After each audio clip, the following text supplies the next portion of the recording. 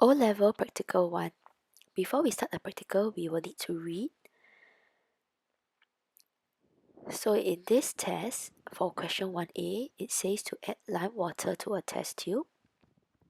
When we see lime water, we need to think of testing for carbon dioxide gas.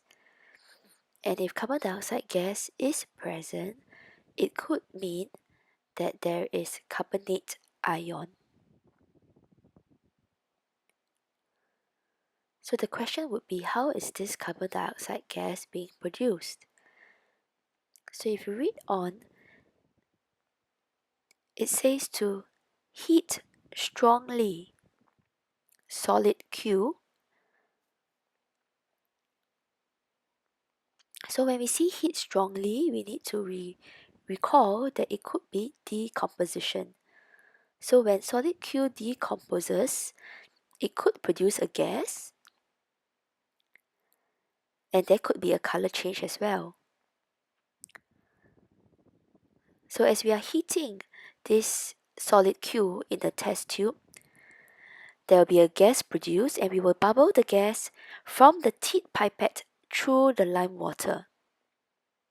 This is something new that you can see through the video to learn how to do this step.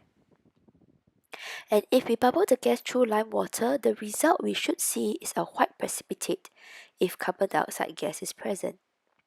Finally, we need to let it cool down.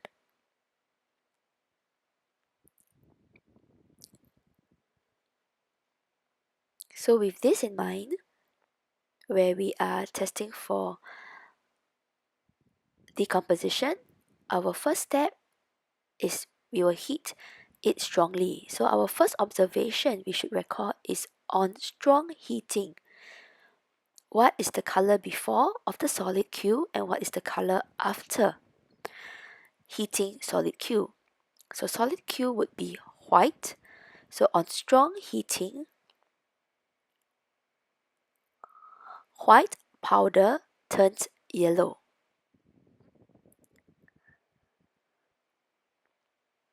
Next, while we are heating it strongly, there will be a gas produced, and that's where we bubble the gas through lime water. So you would see a white precipitate is formed in lime water. So our observation has to match the steps in the test. So finally, we allow the test tube to cool. So on cooling,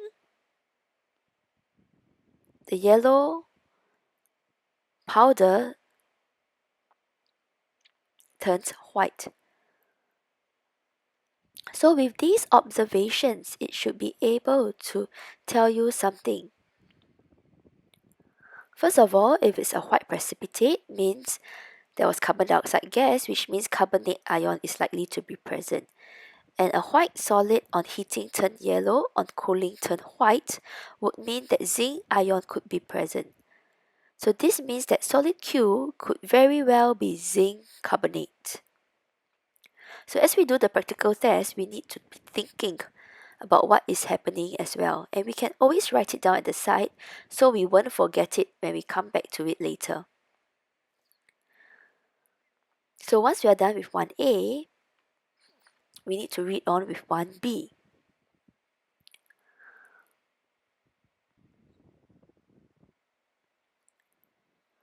So 1B, if you read the statements, all the statements are talking about solubility.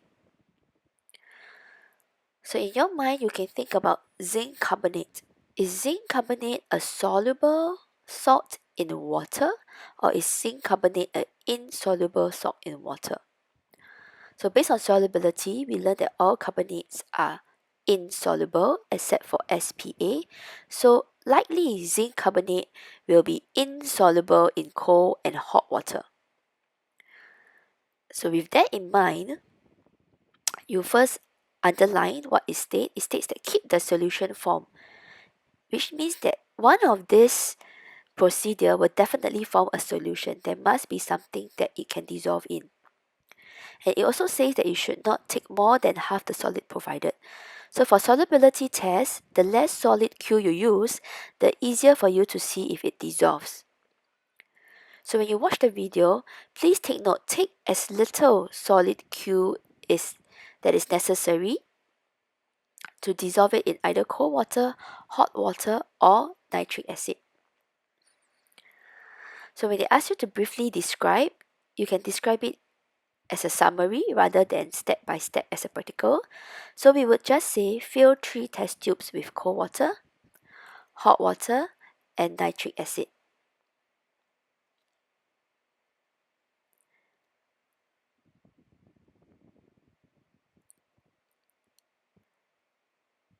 Add half a spatula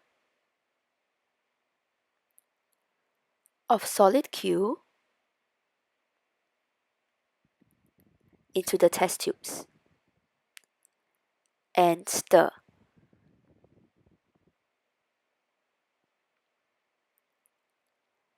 And from the video and from the experiment that you will carry out, you will see that solid Q dissolves in nitric acid but does not dissolve in cold and hot water. So with that, you can underline the correct statement, which would be the third statement. So in the practical, where do we get cold water? Cold water is room temperature water. You can use your deionized water for this. Then how do we get hot water if it's not provided? We can simply heat the test tube with the cold water and solid Q and see if it dissolves. Okay, and finally, when it dissolves in nitric acid, that will be the solution we need to keep for the next test.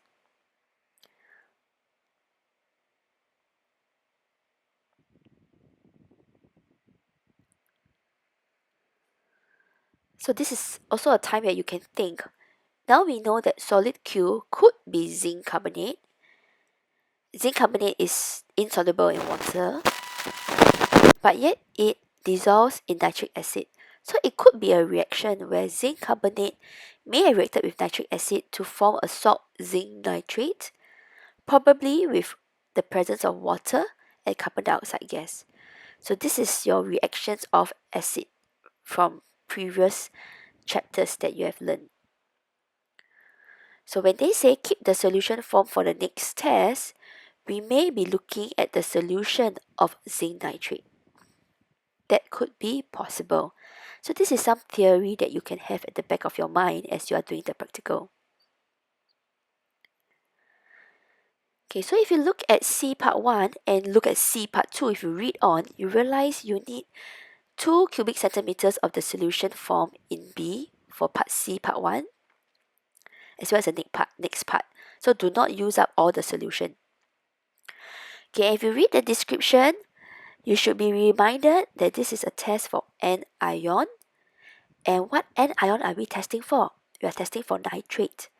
And if nitrate ion is present, the result we should get is that ammonia gas is produced.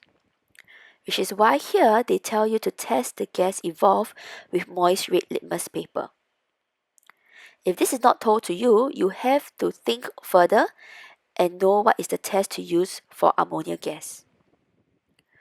So on your own, you will need to test for the presence of ammonia gas using moist red litmus paper. So for this observation, I would show you an example. It would say moist red litmus paper turns blue. Okay, so by seeing this result, when you turn to page 2, looking at the name the gas given off, I would like you to name the gas on your own. So think about what gas is being given off. Okay, so for part 2, again, we need 2 cubic centimeters of the solution formed in part B.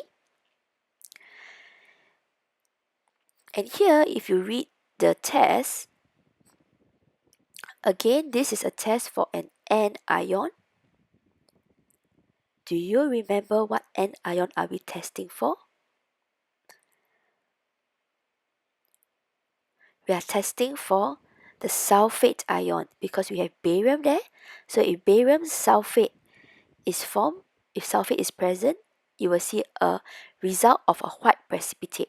And this white precipitate is barium sulfate.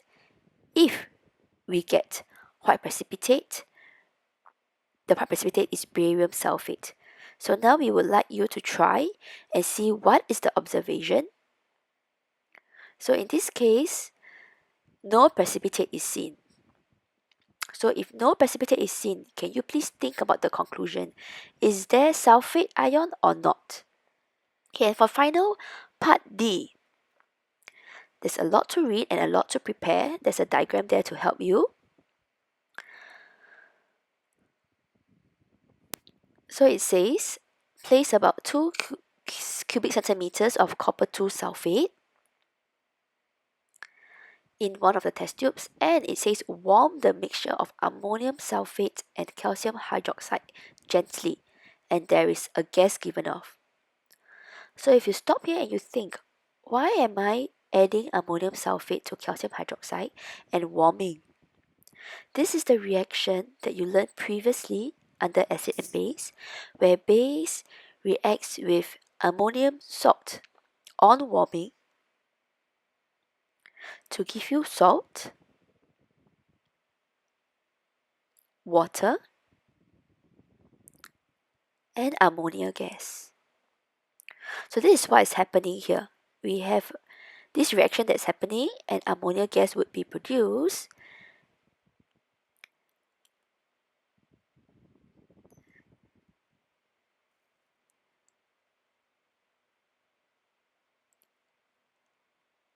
And if you read, it says that the delivery tube should not touch the surface. So this is a bit different.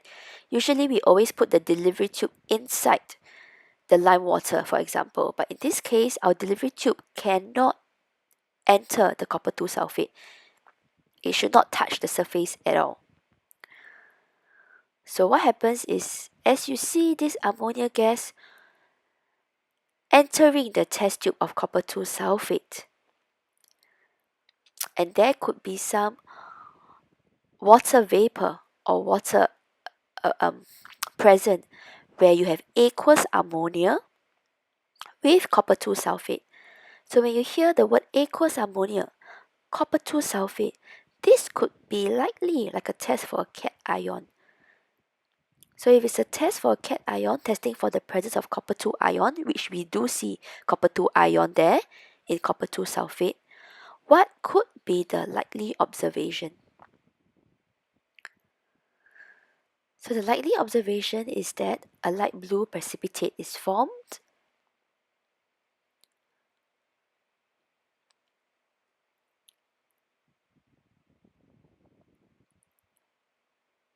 When the gas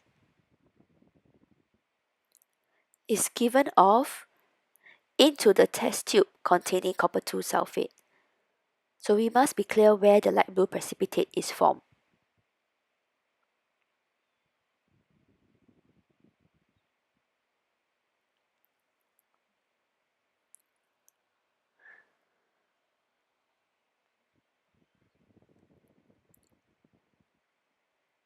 And if you do shake the test tube with the light blue precipitate, you will find that the precipitate dissolves to form a dark blue solution. So this looks very similar to your cation test. Okay, and of course, earlier on, if while warming, if you see any white fumes, you can add that into your observation if you do see any white fumes. Okay, so finally, part E, it says identify the ions present in part C.